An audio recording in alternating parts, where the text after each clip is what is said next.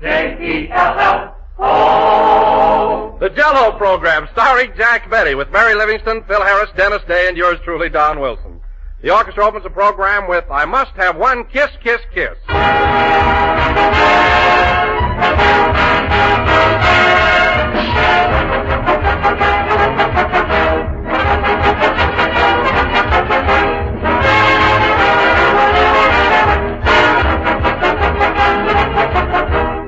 If you ever had a chance to peek into some of the quaint old cookbooks of centuries past, you may have noticed that many of the meat recipes begin with the amusing words, "First catch your fowl."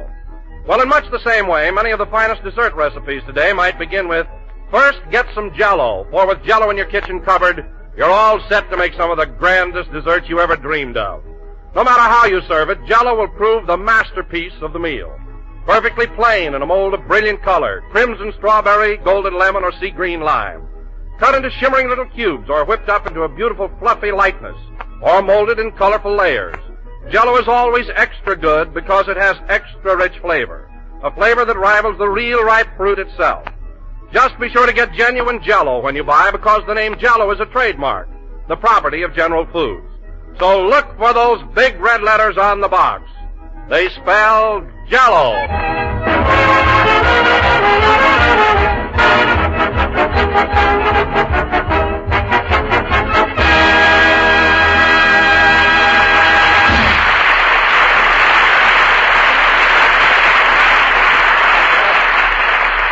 That was I Must Have One More Kiss, Kiss, Kiss, played by the orchestra.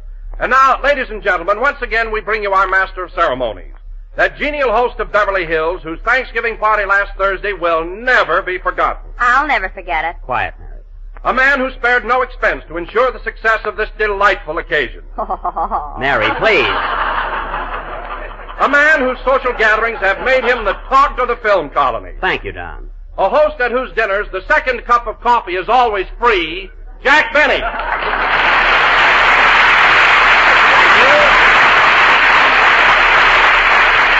Thank you. Hello again. This is Jack Benny talking. And, Don, I'm glad you had such a nice time at my Thanksgiving party. But what did you mean the second cup of coffee was free? I was only kidding, Jack. Mary was ribbing you, so I thought I'd join in. It was really a grand evening. Well, thanks, Don. And as for you, Miss Livingston, that's the last time you'll ever have dinner at my house. Oh, Jack, don't be so touchy. Well, who wouldn't be? Gee, you're getting so sensitive lately. It's simply awful. Just the same, you're not eating at my house anymore. Who cares? My ticket is punched out anyway. My, that's comical.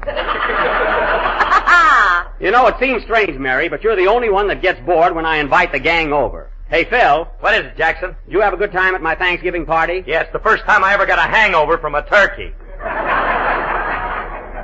Phil, you don't have to tell me how you got a hangover. You were doing all right long before you came to my house. What do you mean? When I opened the front door, you fell in like a body in a murder mystery. Not only that, you brought me a manhole cover.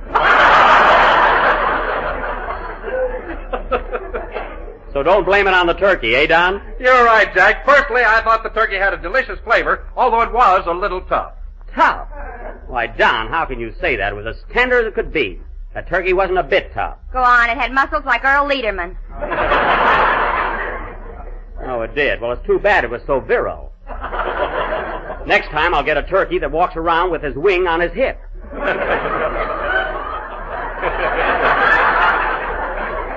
Maybe you'll like that better. And oh boy, the soup you served. You know, Phil, it reminded me of that new picture. What picture? The rain came. Well, I suppose it wasn't a hit. Listen, fellas, if my party was such a big flop, how did it happen to crash the newspapers? It was right on the society page of the Beverly Hills Citizen. The Beverly Hills Citizen? Yes, Don, I got it right here. Get this. Here, read it to him, Mary. Okay. Do you suffer from itchy skin? If so, try... It's on the other side. Here, give me that. I'll read it. Listen, fellas. Jack Benny entertains. That's the headline. Last Thursday night at his cozy home on Roxbury Drive, Jack Benny, star of stage, screen, and radio, gave the outstanding party of the social season. Among those present were Mary Livingston, Don Wilson, Mrs. Lucretia Day and her son Dennis, Phil Harris, Andy Devine, and Mr. Homer T. Schmink. Homer T. Schmink? Who was he? Oh, he was the fellow that delivered the ice cream and wouldn't go home.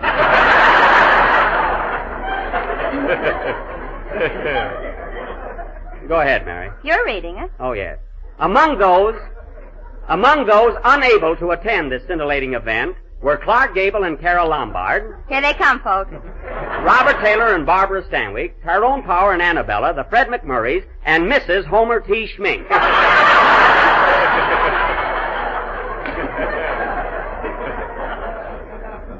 A good time was had by all. How's that for a write-up? Let me see that, Jack. Here you are, Mary. Look at that big print on top. Jack Benny Entertains. Yeah, and look at that little print at the bottom. ADVT. ADVT. Yes, that means an ad, and you paid for it. It means nothing of the kind. Now, wait a minute, Jackson. ADVT means a paid ad in any newspaper in the country. Not in this case, Phil. Then what does it mean? ADVT means a dinner with turkey.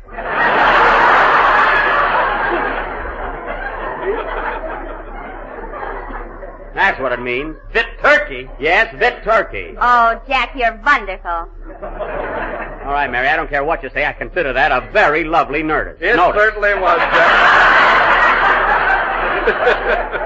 It certainly was, Jack. And you know what I enjoyed most at the party? What, Don? The games we played afterwards. Gee, it was fun, wasn't it? Yeah, those games are silly, but it's great when you play the old ones, like spin the bottle, pin the tail on the donkey. Holy smokes, did we play games? Yes, Phil, we pinned the tail on you 8 times, and you didn't even feel it. And you know why. No fooling. Say, Jackson, I meant to ask you something. Who was that cute girl I was dancing with all evening? Forget it, Phil. Oh, no. Who was that girl I was dancing with? You know, the one in the ermine wrap.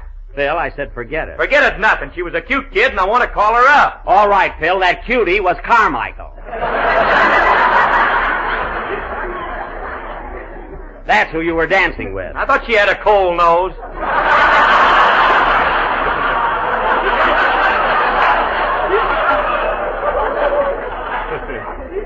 You and Carmi were certainly the life of the party. Oh, hello, Dennis.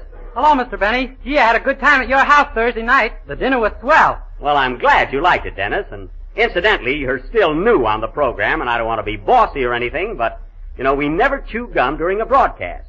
So please throw it away. I'm not chewing gum. Now, Dennis. This is a piece of turkey from your Thanksgiving party.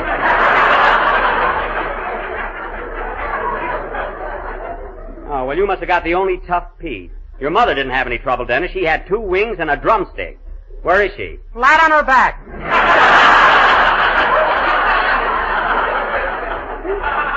Why, Dennis, you mean your mother's ill? There you are. The turkey got her. Phil, it couldn't have been the turkey. Well, maybe it was the dressing. Don, it wasn't the turkey and it wasn't the dressing. Couldn't have been the butter. We didn't have any.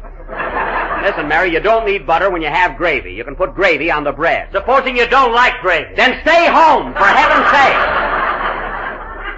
A big issue over butter and gravy. Now, let's forget about my party. I don't know what you kids are complaining about. I got a big piece of butter. I certainly, all you had to do was ask for it. Don asked for a piece of butter, and I gave it to him. He had to burn his finger first. Well, then what's the argument? Butter is very good on a burn. I suppose it's no good on bread. All right!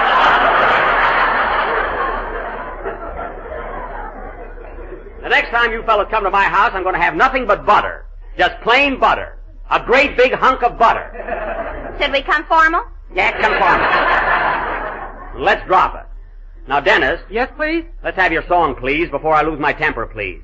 You and your please. You wouldn't talk like that if my mother was here. No, I wouldn't, eh? Listen, Dennis, I'll meet your mother any time, any place, any weight. And that goes for your father, too. If you can lick mother, you got a cinch with Pa. I wouldn't be surprised. Now go ahead with your song. Shall we come formal?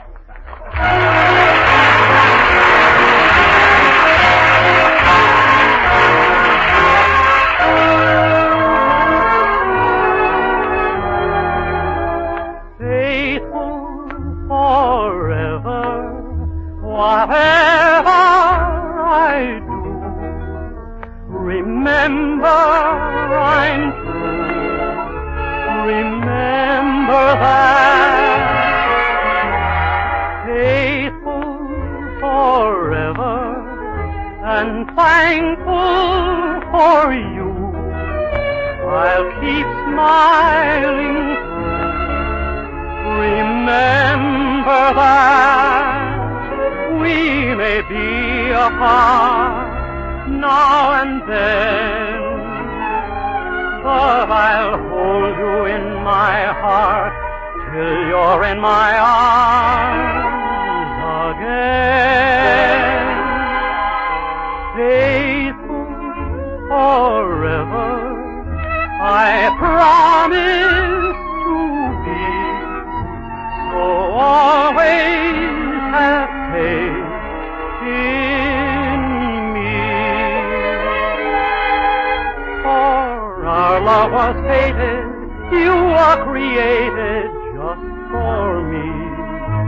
And so if ever we're separated, I will be faithful forever. I promise to be. So always have faith.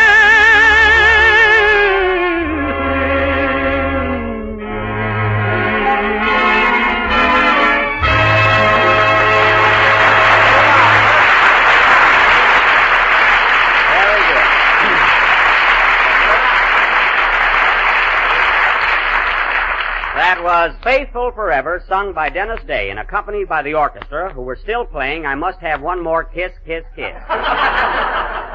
And you both did very well.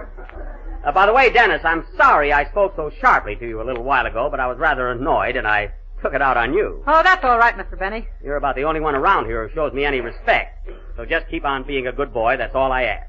You know, there's a certain formula for getting along with me, Dennis. Be grateful, act polite. And let Jack save your money. Nice going, Mary. Listen, Mary, I've had just about enough of those insults and gags at my expense. If you and Geronimo don't like it.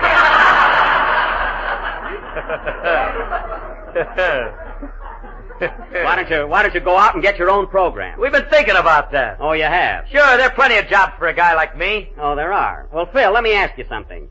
Have you ever driven your car across the Mojave Desert? Sure, why? Well, did you ever notice that just before you start across the desert, right on the edge of it, there's a gas station that says Last Chance? Yeah, what about it? Well, 3 years ago, when you got a job on this program, I was that gas station. Just remember that. What are you talking about? 3 years ago, my band was the hottest thing in town. Sure, it was the hottest thing in town. You were working in a barbecue pit.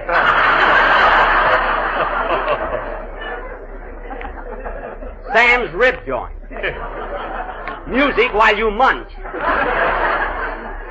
So don't tell me. Well, we all have our ups and downs. I'm considered the top band leader today. Oh, you are, eh? Right now, I'm at the pinnacle of my career. Pinnacle. Oh, boy, what a guy. You know, Phil, sometimes when I look at you, all I can do is shake my head. Just shake my head. You wouldn't if you could stop it. A good stiff collar will take care of that.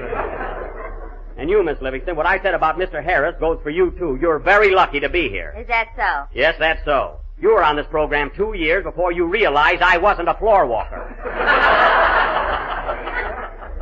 And take that pencil out of your hair.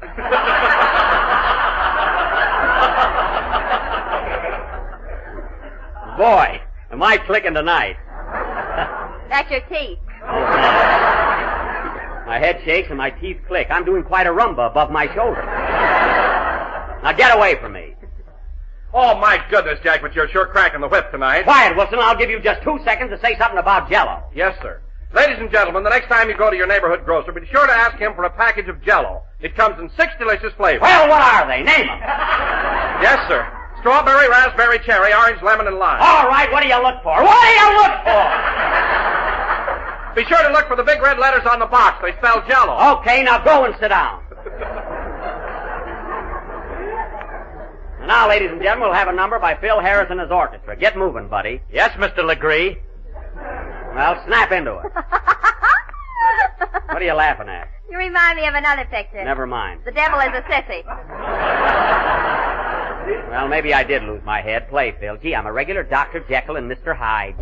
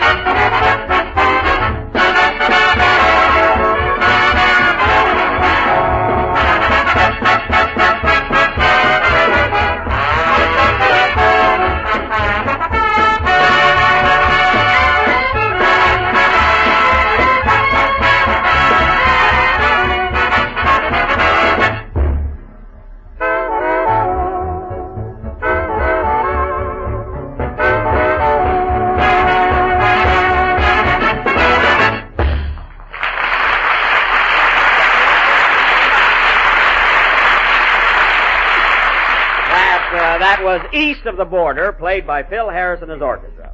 And now, ladies and gentlemen... Wait a minute. That was south of the border. I know, Phil. That was just my way of saying you were off the beam. And now, ladies and Now, gentlemen... hold on, Jack. Perhaps it's none of my business, and I don't want to try to run things around here, but don't you think you ought to calm down a little? Well? Don't let everything get your goat. Well, I guess you're right, Don. Maybe I did fly off the handle tonight, but I'm not going to let it happen again. The next party I give, I won't invite anybody, and there won't be any complaint. I'll just sit there all by myself. Just me. Just plain me. And a big hunk of butter. At least I'll be happy. That's not asking too much. Well, Jack, I just can't hold out any longer. This whole thing was a rib. A rib? Yeah, every one of us thought that dinner of yours was marvelous. No kidding, Jack. The turkey was delicious. Best I ever tasted. Oh, it was, eh? Yeah, the piece I got is swell. Well, Dennis, stop chewing it. Give up already. So you fellas enjoyed the turkey, eh? We sure did. Well, kids, I can't hold out any longer either. To show you guys you know nothing about food, that bird I served Thursday night wasn't turkey at all. It wasn't turkey. No, it wasn't. It was duck, wild duck. I shot him myself. Who held him? Nobody held him. I shot him right out of the air. Mary was with me. You mean when we were out hunting with Annie Devine? Yeah, so don't pan the food, fellas, when you don't even know what you're eating. So you went duck hunting with Annie, huh? Was it fun? Oh, you should have been there, Don. Jack was a scream. Never mind. Boy, what he doesn't know about a gun. I know plenty about guns, Mary. When I was on the rifle team in Waukegan, they used to call me Bullseye Benny. Bullseye. I can make it shorter than that.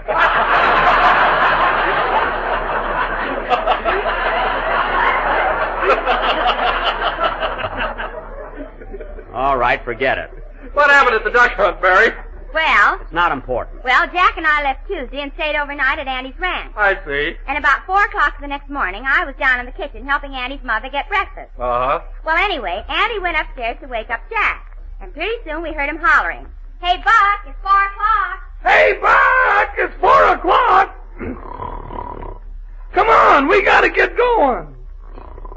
Hello again. Oh, hello, Andy. What's the matter? Well, if you want to shoot any ducks, we better get started. Okay, Andy. I'll be dressed in a minute. Oh, boy, I'm tired. Gee, Buck, you sure look funny in that nightgown. What's wrong with my nightgown? You look like a bride with that long train. That's not a train. My zipper got caught in the sheet.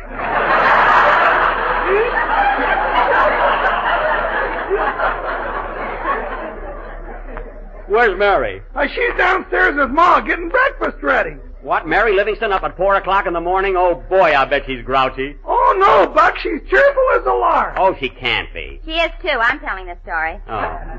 Well, anyway, Don, Andy came downstairs and Jack went over to the bunkhouse to wake up Rochester. Oh, was Rochester with you? Yeah, Jack thought he'd make a good retriever. So Jack went over to get Rochester, and he had an awful time waking him up. You could hear him yelling at the top of his voice.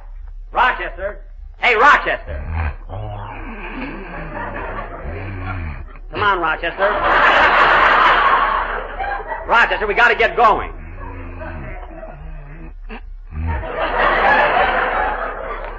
Rochester, wake up. What time is it, sugar?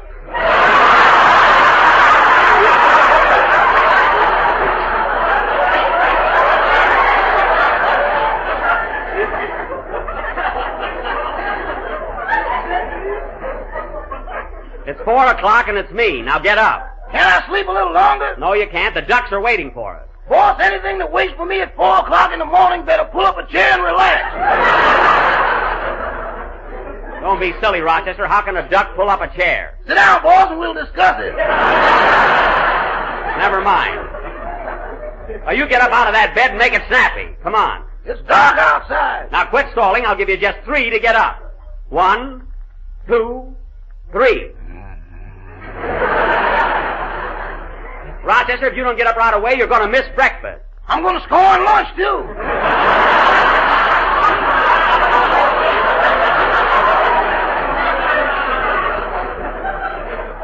All right, very well. I'm going into breakfast right now. And for your information, Rochester, we're having pork chops. Central Avenue pheasant. Here I come, boss. I thought so. Now hurry it up. Well, Don, it was about 5 o'clock when we finished breakfast, and then we started out for the duck pond. But, Mary, you're not allowed to shoot ducks that early in the morning, are you? No, Don, we had to wait about an hour, but you could hear them all over the place. There were hundreds of them. Oh, boy, get a load of those ducks. Give me my gun, Rochester. There's a baby I got my eye on. Here you are, boss. Hey, wait a minute, Buck. You can't shoot any ducks till 7 o'clock. Oh, yes, darn it. Why don't you take a shot at that tree just for practice? Practice? Don't worry about me, Mary. I've handled a gun before. Yeah, but it had a cork on the end of it. I mean a shotgun. Say, Buck, I meant to tell you that gun I'll let you have has got a powerful kick when it goes off. Better be careful. Oh! I will, Andy. You're worse than Mary. I got a gun at home just like this, a 12 millimeter. Millimeter? You mean gauge? Well, whatever it is, I got one. I know how to handle it. Just the same, you ought to try it out. Okay, I'll show you kids some fancy shooting. See that orange hanging on that tree over there? Watch me knock it off. That's the sun. It just came up. Well, I'll show you something else. Here's a real trick. Hey, Rochester, put this tin can on your head and hold still. Now, wait a minute, boss. Come on, Rochester, put this can on your head and I'll shoot it off. Don't be scared. That's fine. The sun isn't orange and he tells me not to be scared. Rochester, it's a very simple trick. I saw a man do it in vaudeville. Well, vaudeville's dead and I ain't gonna tell him to move over. Oh, boy, what a baby. Didn't you ever hear the story about William Tell? He shot an apple off his son's head. Well, get him. I'll wait. All right, if you don't want to play, don't play. I never saw a guy worry so much. Hey, Andy, come here a minute. What do you want, Buck? Hold your cigarette up in the air. I'll shoot it out of your fingers. Nothing doing, Buck. I gotta unlace my shoes tonight. Oh, what a game. No one's game to do anything. Well, if you want to try out the gun, why don't you shoot at that elm tree over there? All right, I'll bore a hole right through it. Now, be careful of that gun. It kicks like a mule. Oh, Andy, let me alone, will you? Now watch, everybody. I'm aiming right for that tree. Suppose I don't know how to hold a gun, eh? Now, wait a minute, Buck. Just close one eye. Oh, that's right. And take your finger out of your ear. Mary, don't distract me. All right, here I go. Ready, aim, fire. Ooh. You missed it, Buck. Yeah. Pick me up, Andy.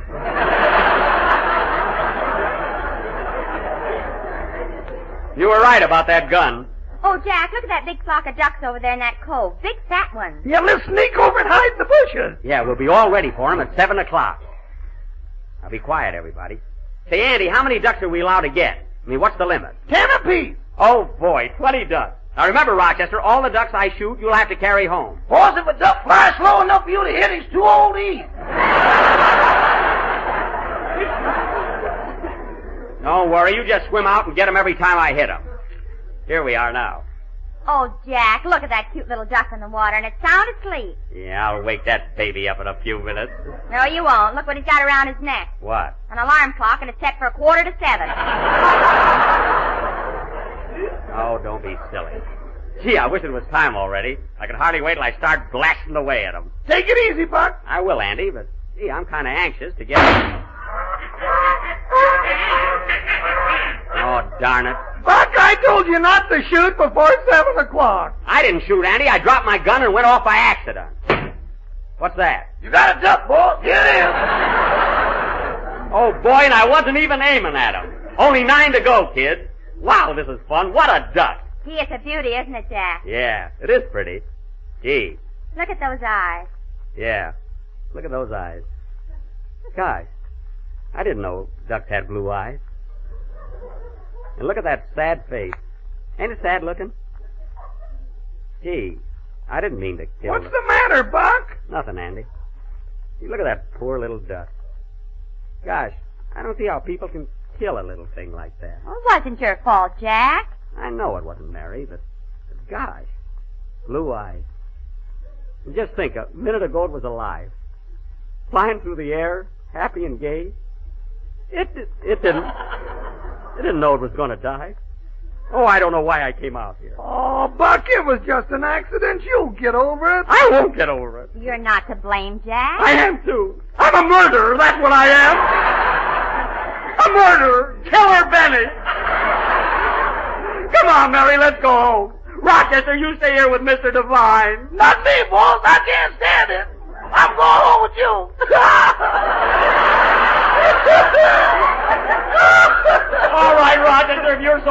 put down that duck. So long, Andy.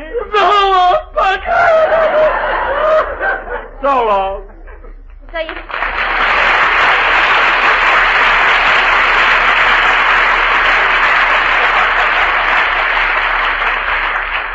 So you see, Don, that's exactly what happened when Jack went on a hunting trip. But, Mary, if that's the case, where did Jack get the wild ducks for the dinner? He bought them at a market, and they weren't any wilder than his. Well, at least my conscience is clear. I can sleep nice. Play, Phil. You know, foreign visitors to this country look upon the average American supper table as one of the wonders of the world, and I agree with them. Why, every night of the year, the American table laden with foods that are fit for a king. Yet they're common items in the simplest American menu. Such delicacies, for example, as Jell-O chocolate pudding, a rich, marvelously smooth dessert that's crammed, has a full, satisfying flavor like the old-fashioned pudding your mother used to make. But Jell-O chocolate pudding is quick and easy. You can serve it in any number of tempting ways, dressed up with whipped cream, chopped nuts, or maraschino cherries. You can make a swell chocolate pie filling with it, or use it for a satin-smooth chocolate sauce. And there's Jell-O butterscotch pudding with its warm, mellow, golden taste. And a Jell-O vanilla pudding, delicate and creamy and extra luscious with fruits or nuts folded in. They're all swell to eat. They're all easy to make. So get Jell-O puddings tomorrow. Chocolate, butterscotch, and vanilla, and you'll know why all America is raving about these new desserts. We're a little late, so good night, folks. J-E-L-L.